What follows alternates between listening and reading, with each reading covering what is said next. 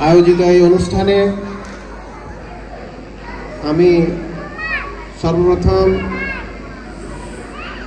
ধন্যবাদ জানাচ্ছি আমাদের শ্রদ্ধেয় প্রিন্সিপাল ম্যাডাম এবং আমাদের স্কুলের সকল শিক্ষক শিক্ষিকা এবং কর্মচারী যারা এই অনুষ্ঠানের সাথে সম্পৃক্ত রয়েছেন এবং স্নেহের ছাত্রছাত্রীরা সকলের প্রতি কৃতজ্ঞতা জানাচ্ছি। সাথে সাথে অভিনন্দন এবং শুকরিয়া আদায় করছি যে সমস্ত অভিভাবক মণ্ডলী আজকের এই অনুষ্ঠানে অংশগ্রহণ করেছেন। অত্যন্ত বিনয়ের সাথে স্মরণ করছি সেই 1952 সনের 21 ফেব্রুয়ারি, এমন একটি দিনে যারা তাদের নিজের রক্তের বিনিময়ে আমাদের মাতৃভাষায় কথা বলার সুযোগ করে দিয়েছেন।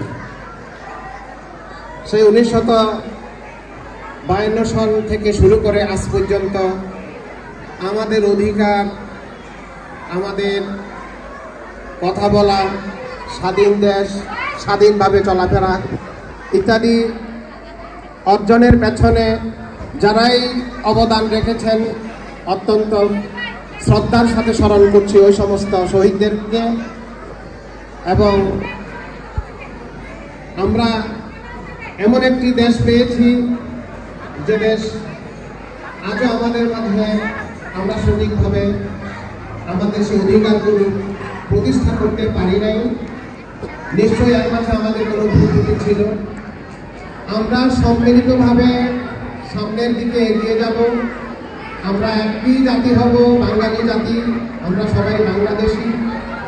আমরা একই প্ল্যাটফর্মে থেকে আমাদের দেশটাকে এগিয়ে নেব, এই প্রত্যাশা ব্যক্ত করছি আজকের এই মহান আন্তর্জাতিক মাতৃভাষা দিবসে।